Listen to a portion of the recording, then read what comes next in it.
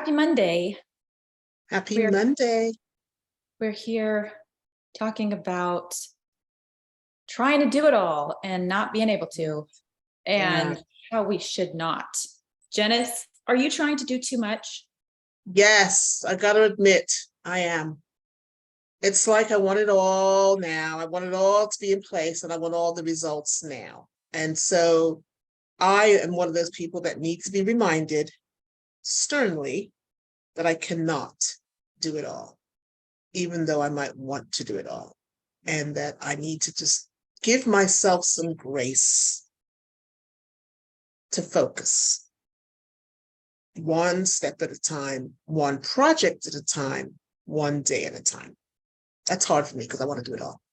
So yeah, if I do that, then I can get more sleep, I can get more rest, I can get more focus, I can get more directed with my end results and give that one project that I'm working on all my time so that it becomes something that is a better product than if I scattered my efforts across many projects. I'm guilty, I admit. Guilty.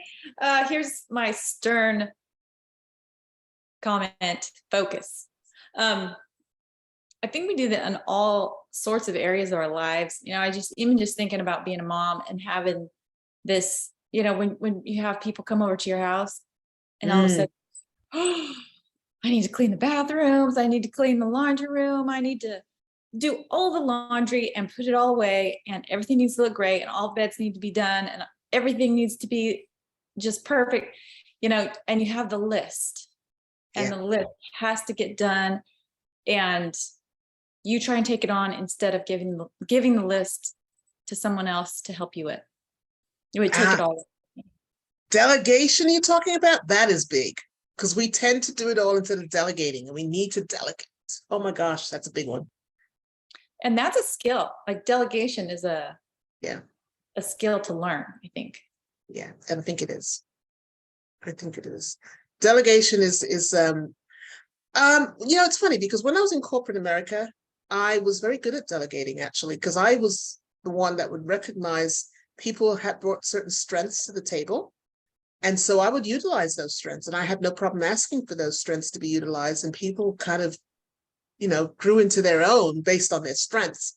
So it was easy for me to do that in the corporate arena, but in my own life, don't have a lot of resources around me. But if I let up on some of the pressure of trying to do it all myself, I might find those resources, or maybe those resources would come to me if I just let the Lord do what he's supposed to do, or let the universe do what it's supposed to do. I let up on the pressure, take my foot off the pedal, and let those resources find me and come to me. And maybe that's what I need to do, is to just realize that I cannot do it all, that I need to let my foot up off the pedal and let those resources find me or come to me, because they will if I let them do it. That's huge. That's a good.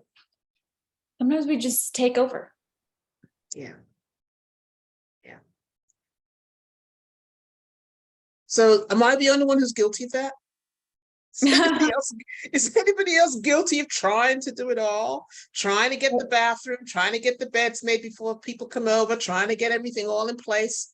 And, are you trying to point out my faults? I think I was put on the hot seats. Trying to get some company. Trying to get some, they say misery loves company, right, Lois? Come on now. Don't leave me out there by myself. You can throw me in there with the company. Don't leave me over there by myself. But yeah, I'm kind of like the same way. If I know people are coming, it's like I've got to get everything in place and everything needs to be perfect. But you know what? Do people really live like that? Not really. You go in, you might leave a couple of dishes in the sink overnight, and you may not, or you may not make the bed that morning because you would just happen to get out of bed a little later than usual because you went to bed late the night before, and you didn't make the bed. And I'm usually a person that makes my bed every single day, but I've found that lately, I haven't been quite doing it every day. I haven't, because I'm getting up ready now to jump in the shower, get ready for my day thing, and then double duty throughout the day. And so I don't always do the things in the morning like I'm supposed to do. So things do get missed if you don't let up off that pedal. You've got to let up off that gas pedal so that you can pay attention to the things that need paying attention to, like my morning devotion, like making my bed, maybe, because you never know who's going to drop by during the day.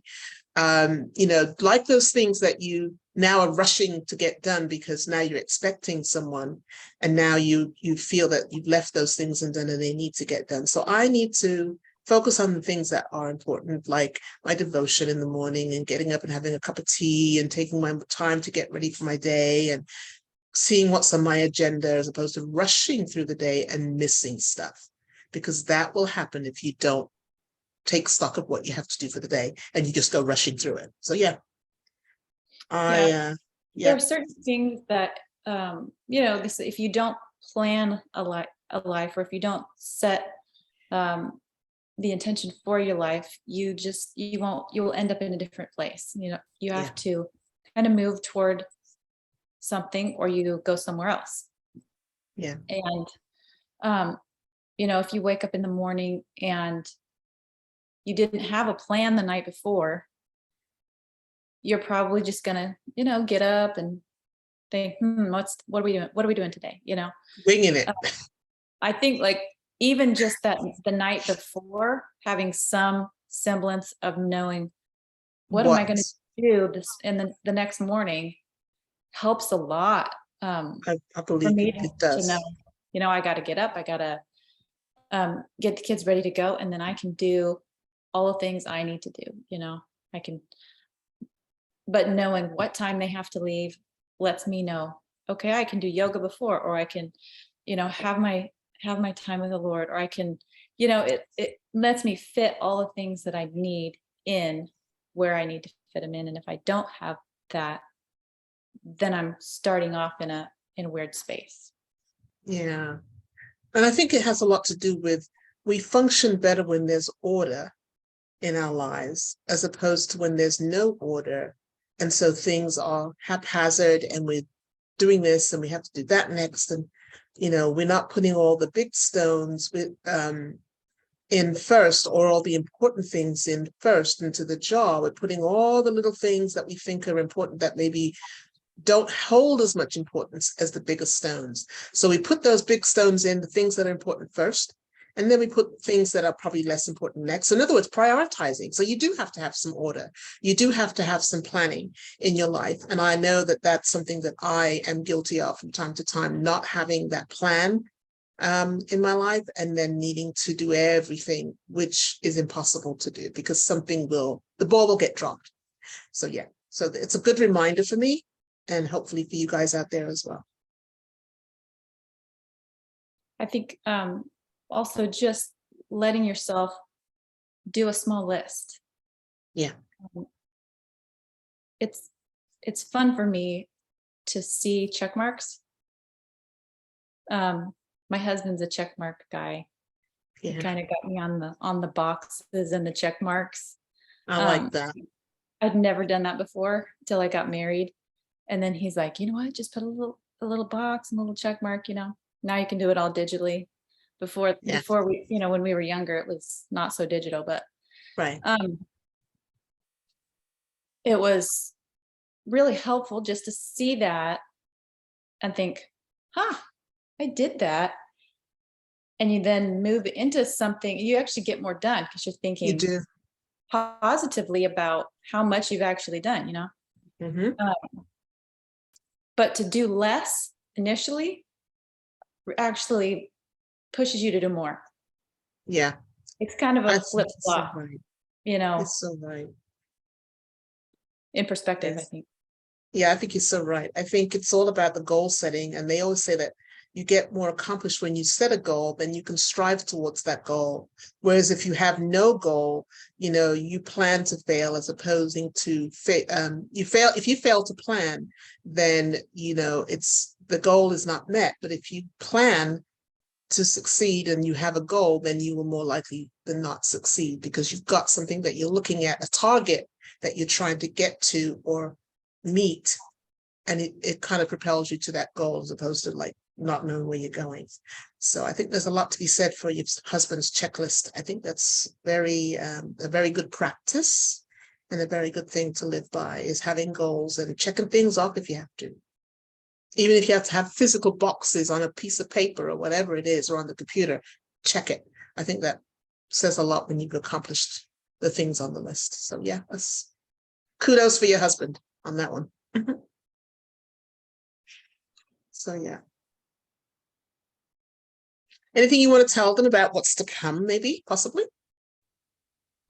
Gosh, we have a lot coming up, and Yeah, I we don't know do. when, but it's going to be fun. So be on the lookout for new things. And Jenice is still promoting her podcast. That's getting really exciting.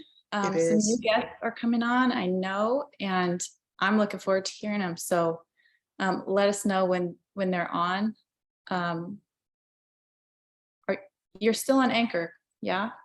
Yes, but I'm thinking that I'm looking to kind of move my platform. I'm getting some really interesting guests who I think the world needs to hear, and I do believe I need to change my platform somewhat. So I'm considering that, and some really big people are coming along in terms of who I'll be interviewing, and I cannot wait to showcase their stories. But I want more people to be able to hear them. And so, yeah, I'm considering moving my platform. We hope you have a great week.